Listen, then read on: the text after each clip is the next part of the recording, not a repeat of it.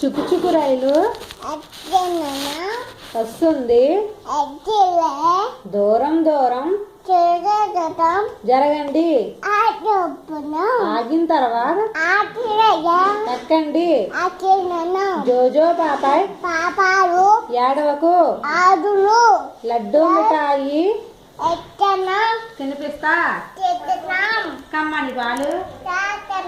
తాగిస్తా, చిట్టి చిలకమ్మ అమ్మ కొట్టిందా, తోటలోకి వెళ్ళావా, పండు తెచ్చావా, గుడ్లా పెట్టావా, గుడుకు మింగేవా, Johnny Johnny yes papa eating sugar no papa telling లైస్